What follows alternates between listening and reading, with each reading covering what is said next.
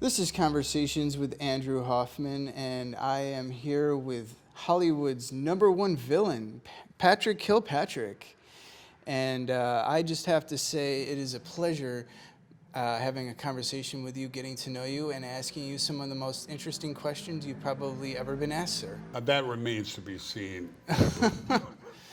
He has been in numerous TV shows and movies, over 172 movies, and I would just like to say, how many times have you died on scene, sir? I don't count them. Oh, You know, I think of the most interesting ones that for me I've had, but my favorite was getting 2 screwdrivers in my eyeballs. But sometimes you die multiple times, you know, because the villain comes back, particularly if you're dealing with fantasy or something like that. But I don't know, it's a lot of times. I'm either killed, jailed, or beaten up.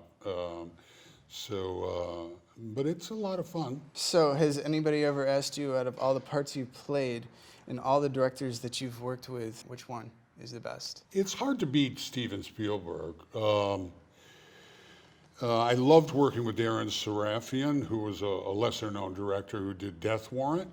He was very creative, devoted to what he's doing. But Janusz Kaminski, Spielberg's DP, and Spielberg himself was really, really, really interesting. He's constantly telling stories about the golden age of Hollywood and John Ford and people like that. And obviously, Minority Report, you know, he's a masterful filmmaker.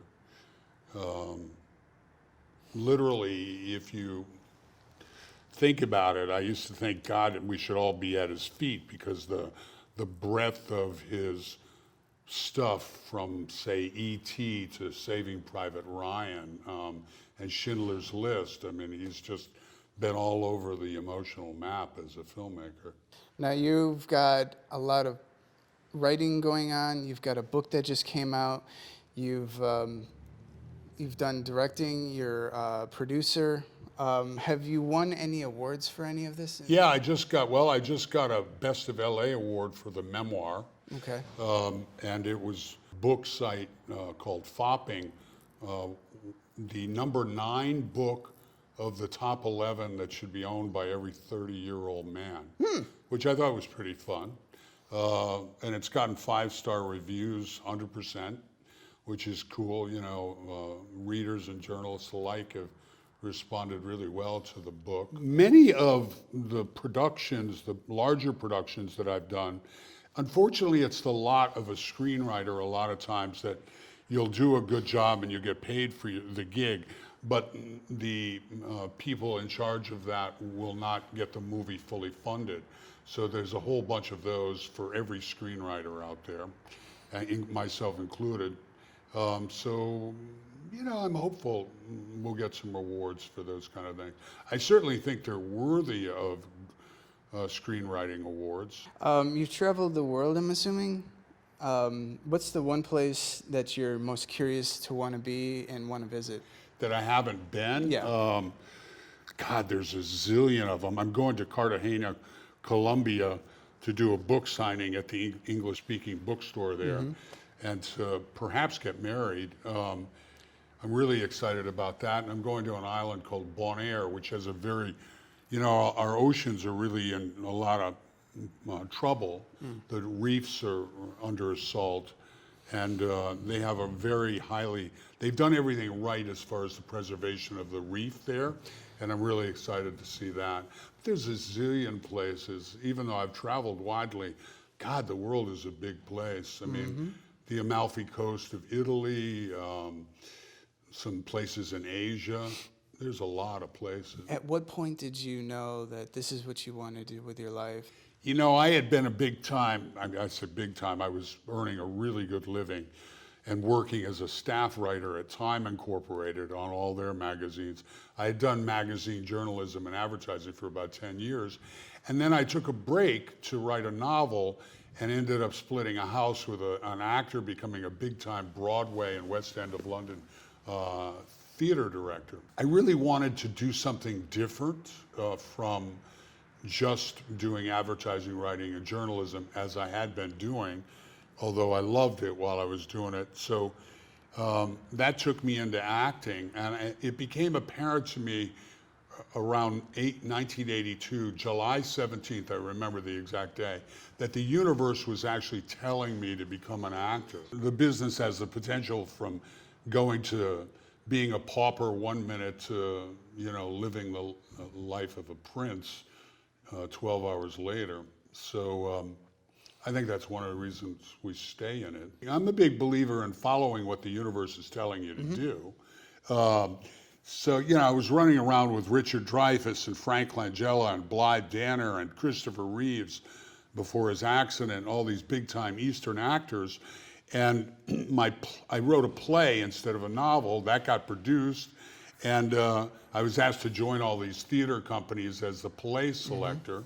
So it was clear to me that the universe wanted me to take my hand at acting, and then, of course, being a writer, I started script writing. Okay, so I'd like you to think back the last 20 years and tell me which president you admired and why. I've been terribly disillusioned by a lot of guys I voted for. It's rare if you get somebody who's actually policies follow along with, first of all, that even they do what they say they're going to do. So I've voted. I'm not although I'm a registered Republican. I voted for Clinton twice. I've now come to the conclusion that he and Al Gore committed treason, which I have a big problem with, in taking money from the Red Chinese Army through the Buddhist temple. And then I voted for Bush twice because I felt with 9/11 he was probably the best guy to have in office for that. But I wouldn't call him the most visionary guy on the planet. And then I voted for Obama, even though I tremendously respected McCain's military service. But I was hoping for some real vision and vigor. But I think he did some things that was really contrary to the security of America. So he was a monumental disappointment. As much as I decry Trump's lack of statesmanship sometimes, he's the only guy that I know of that's been in the president who's actually done what he said he was going to do most of the time. Whether you agree with everything he comes across with, I think he's his own worst enemy, statesman-like, but I actually think his policies were desperately needed on a lot of levels, which puts me in a distinct minority here in Hollywood for sure. Right. You are an armsman, correct? Yeah. You mean I like pistols and rifles and shotguns and that? Yeah. Yeah, I'm not a gunsmith. A gunsmith would be a guy who actually builds them. I've got buddies who are. No, I take them apart. I can't put them back together. But springs go all over the place. But they started sticking guns in my hands early on with all these villain parts. And so I started studying with the LAPD. And then if you're an actor, being an actor is actually a great cover if you wanted to be a terrorist. Right. Because you get invited to all this crazy ass stuff. Like combat man tracking. Yeah. And if they discover that you like this stuff, which I did, then you get invited to a lot of good stuff. So guns became like my golf. I've done a lot of recreational competitive shooting. I would have to say the most entertaining thing that I've ever seen you in is the gun safety gone wrong. It's the most comedic thing that I've ever seen you do. Tell me, what was it like working with Andy Dick?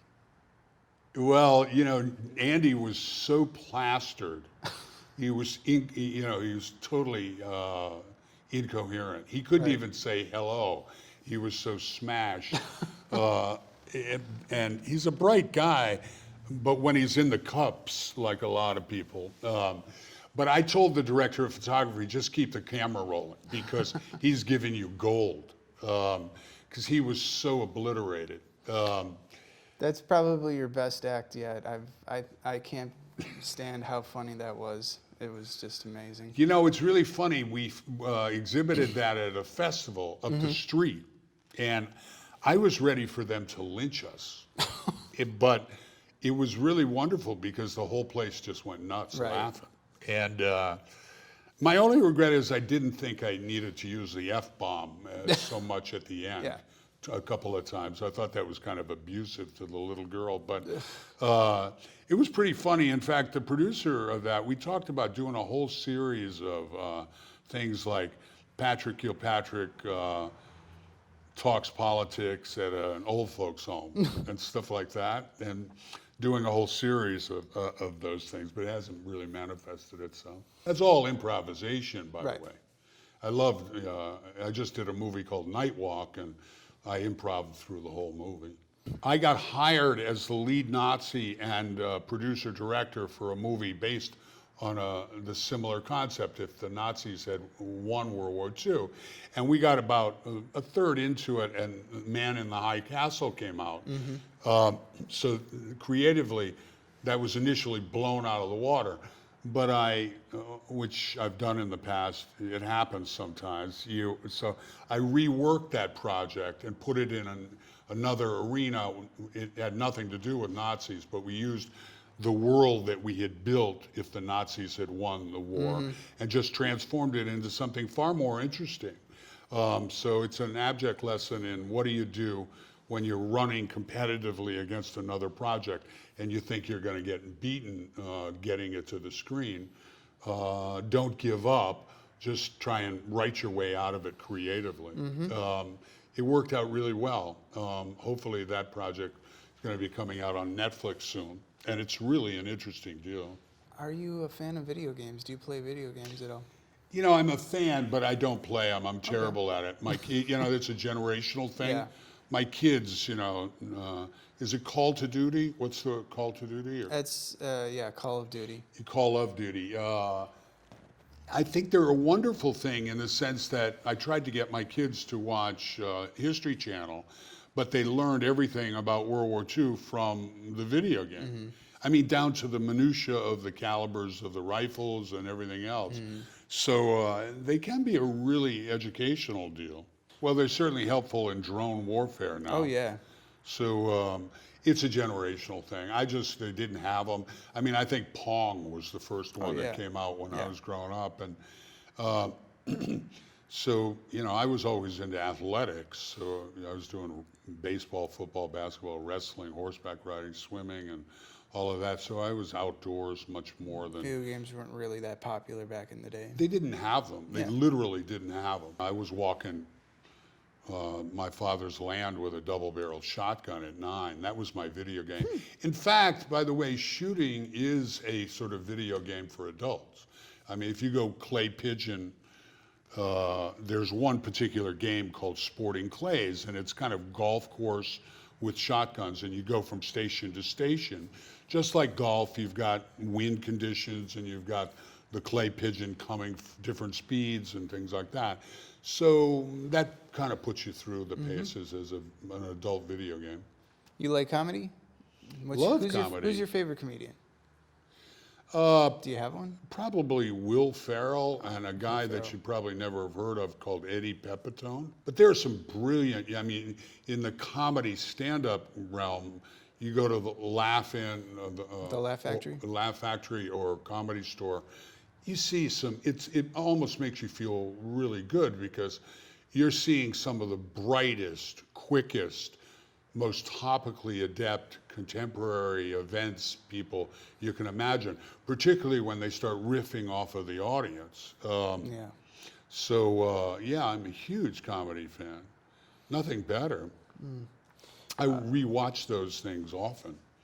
Like Talladega Nights and some of those. In fact, I wonder why Will Ferrell hasn't done one on the NFL, because he resembles Ben Roethlisberger a lot.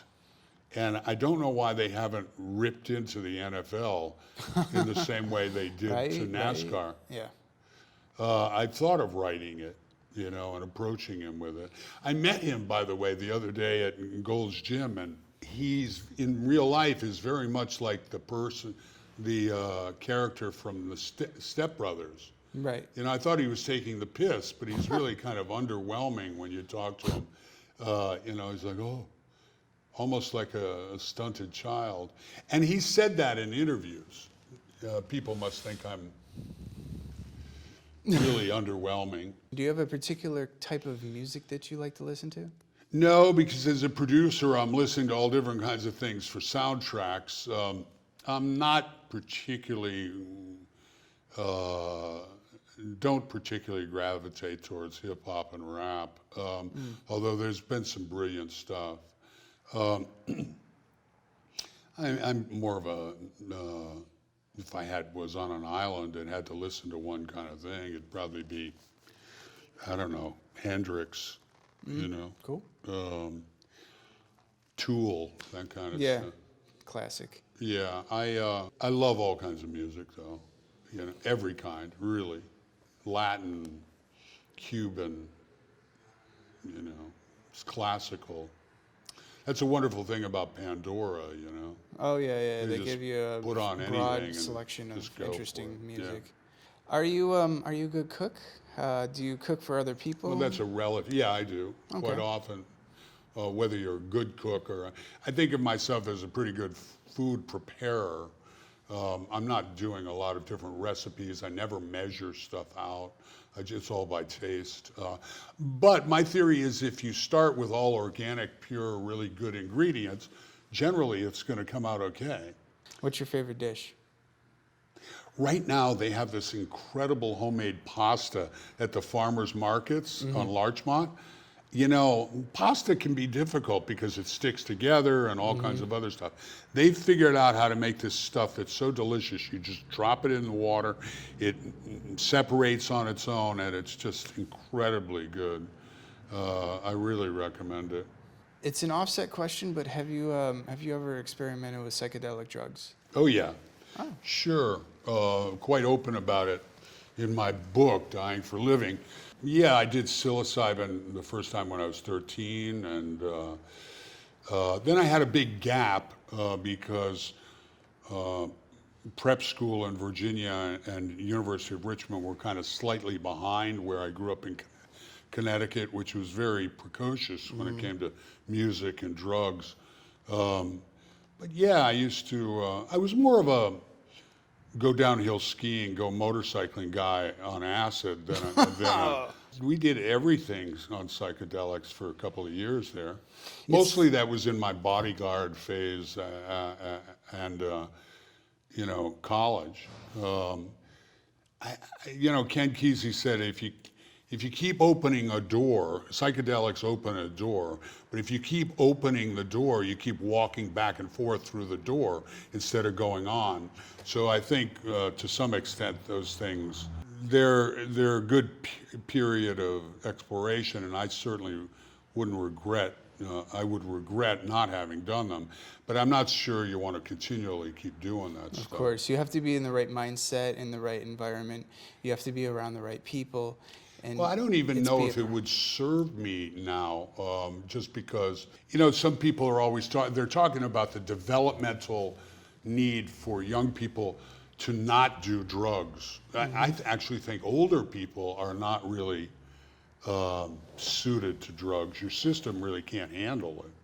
I mean, even if I take a couple of puffs of weed, it's not particularly an enjoyable experience for me. I really love clarity of mind, and I love my own mind. So I don't know. The last time I did any psychedelics, you know, they're legal in Amsterdam.